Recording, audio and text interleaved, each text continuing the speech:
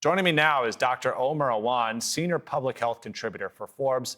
Sir, thank you very much for joining us. Let's talk a little bit about this recent pushback that we're seeing from Kenyan officials. They're pumping the brakes on President Trump's plans for a quarantine and treatment facility for Americans after the CDC also warned against building foreign facilities for American patients. Can you just explain to our viewers why there was so much backlash to begin with, and why some members of the administration want to keep exposed Americans abroad rather than treat them right here at home? Well, from the perspective of Kenya, Alex, what I can say is that for them, this may pose a risk because currently in Kenya, there are no cases of Ebola.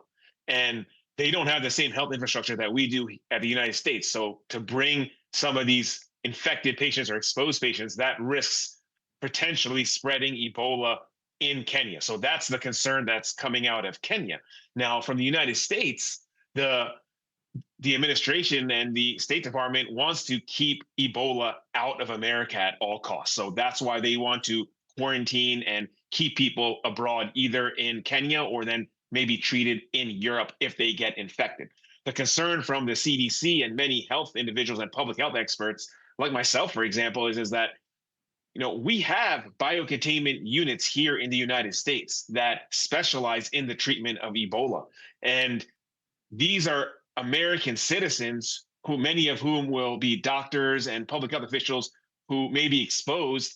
They deserve the best treatment possible because they're putting their lives at risk to serve others. So from our perspective, it may be inhumane to keep them somewhere where they're not going to get the same quality of care as they would here in America, where we have specialized Right. biocontainment units, great testing.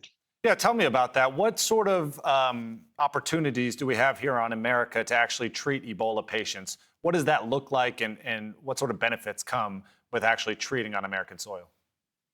Well, we have over a dozen specialized healthcare facilities. We have biocontainment units that are specialized to treat major infectious diseases like Ebola, for example. We have some of the best healthcare workers, doctors, nurses, staffs in the world who are specialized and have expertise in treating these things. We have rapid diagnostic testing for Ebola that is not available everywhere around the world. So we would be well prepared to treat Ebola. And we did this back in 2014. Remember, there was an Ebola outbreak in Right. 2014 where we treated many people that came back. And now, the technology infrastructure has only improved Right. from over a decade ago. Yeah, I have heard other health leaders express optimism, saying things like, we beat Ebola in the past and we'll beat it again this time. But at the very same time, this is already the third largest recorded Ebola outbreak.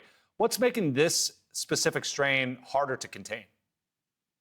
So there are a couple of factors that are making this much more challenging, Alex. One of which is this is known as the Bundy Bujo species of the Ebola virus. There are no effective therapies for this Bundy Bujo. There are no effective vaccines that can help mitigate the spread of this. So that's making it very difficult to contain. Another aspect of this is the area in the Democratic Republic of Congo is an area where there's a lot of political turmoil, military conflict, and instability. And that makes containment measures really difficult. So, for example, some people and citizens that live in the Congo may not want to go to the hospital because they fear for their life. Some individuals may not want to report a sickness of a family member because they're scared for their own safety and security. And when that's occurring, it's very hard to institute public health measures to contain and mitigate the spread of disease. So that is what's making all this incredibly challenging in Central and Eastern Africa right now. Doctor, I want to bring this closer to home because there is a major event that's on its way to North America, to United States cities. Of course, we're talking about the World Cup scheduled to begin here in the next week or two. Tell me a little bit about where you think we are right now as a country in preparing for that, the precautions that we're taking to make sure that this doesn't increase the spread to the hundreds of millions of people that live here in this country. Well, listen, Alex, I think that the risk to the public would likely be low for any major infectious disease to come. Of course, it's possible.